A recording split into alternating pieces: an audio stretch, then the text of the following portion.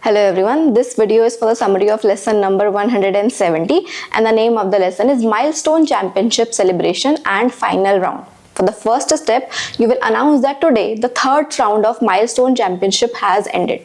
First, you will share the name of all the pairs that did not become dropout till today, and you will ask the class to congratulate each other and give a round of applause. You will also ask students to thank their buddies who made them achieve this milestone.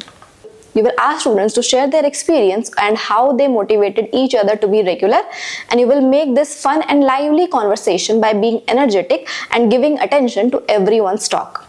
You will present the world map to each of the pairs that have achieved the third milestone, and you will ask the students to share their feelings of receiving their third reward at FEA. You will also ask them if they would like to receive a fourth reward. You will inform students that it would require a further commitment at their end. You will tell them that today is the beginning of the fourth and final round of Milestone Championship, which will be more exciting and competitive. For this, we would have to make new pairs and buddies. You will tell them that this time only top 2 pairs are going to receive a reward at the end of the fourth Milestone Championship. The commitment would be the same, to ensure that they and their partner do not become a dropout. Since top 2 pairs would receive a reward, it would be necessary to have a good attendance percentage along with not being a dropout. The top 2 pairs with the maximum attendance would receive their fourth and final reward. Hence, it would be important to make sure that you and your partner both are regular to achieve a higher attendance percentage. You will congratulate students for not giving up and encourage them to do even better in the next round. Of the lesson is practice time, and the objectives of this part of the lesson are the students will become comfortable in giving presentations, and students will practice creating a spreadsheet on Excel and communicate the challenges with their peers. The first step is English practice time, and for this you are going to write vocabulary words down on strips of paper, then fold them in half and place them in a container. One at a time, students will come to the front of the class and pick 3-4 strips of paper out of the bowl. They must then tell an imaginary short story that includes the words they have chosen. We will encourage every student to present it for a minimum of 30 to 40 seconds. For the second step, you will instruct the class that today they will be creating a spreadsheet on Excel as given in their SRB, and you will get started and move around and help the students as required. You will ask pairs to help one another, and the conversation between them should be in English. After every 10 minutes, you will ask the students to move around and look into the work of the other pair. And they should talk to them about the challenges they are facing and the progress they have made. At this time, the facilitator should vigilantly move around and keep a note of students who are trying hard and those who are still shy to converse in English. And students who finish early, you're going to guide them to help the other students. And you will ensure that the conversation is in English. You will help students who require more support. After the discussion, you will allow students to continue for 10 more minutes and repeat the discussion activity thereafter.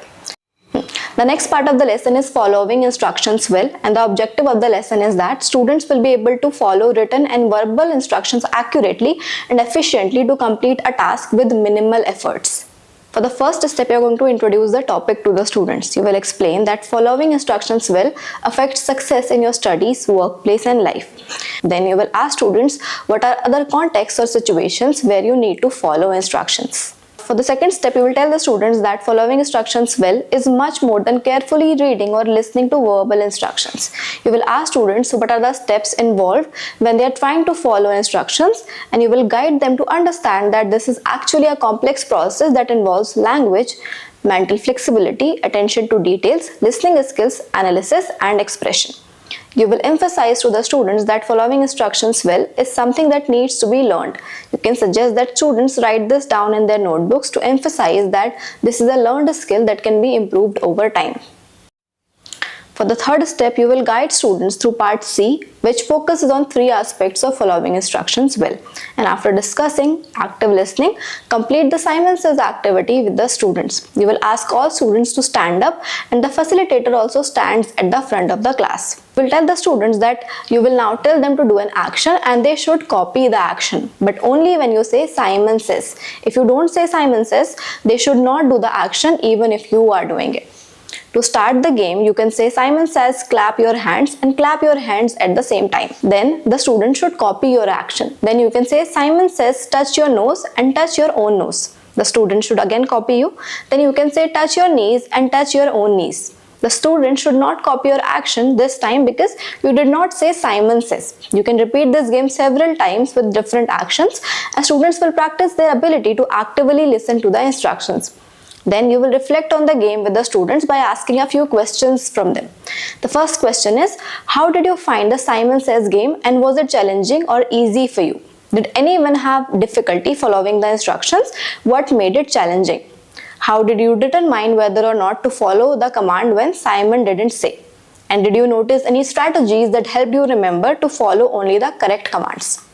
Next, in the Learn a New Recipe activity, you can divide the students into pairs. One partner will describe how to make his or her favorite dish, and the other partner should listen carefully to the steps and write them down in their notebook. If they like, they can try making the recipe at home. Then the students should switch roles. And after the activity, you will ask the students, how do you think this activity relates to the skill of active listening? And would you be able to make the recipe if you did not write down the steps and ingredients? Next, in the origami folding activity, you can ask the students if any of them know how to fold something and teach the rest of the class. If you know how to fold something, you can also teach the class. And if you like, you can also find a video on YouTube that teaches you how to fold something and play it for the students. Everyone will practice following the instructions, asking questions when necessary and checking that they have folded each step correctly. After the activity, you can reflect to the students by asking the following questions. The first question is, when you were folding the creation, did you need to stop and check to make sure you were folding it correctly?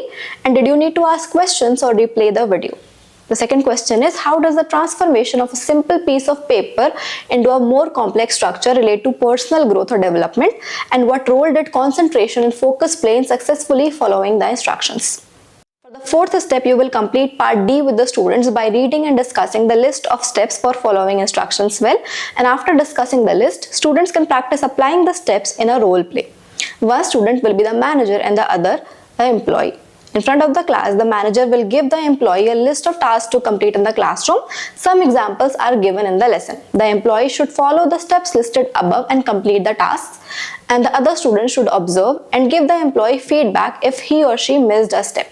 Did the employee look at the manager while getting instructions? Did they take notes from the instructions? Did they ask questions to clarify? And did they let the manager know after they finished the tasks? For the fifth step in part E of the SRB, students will check their understanding by applying what they have learned to 3 different scenarios. Students can read and discuss each scenario in small groups or pairs and discuss what should be done differently in each situation. You can check students' understanding by asking, what strategies do you use to minimize distraction and stay focused on the speaker? Lastly, you will prepare yourself by taking notes from the Student Attention Techniques document as done in previous lessons. Thank you so much.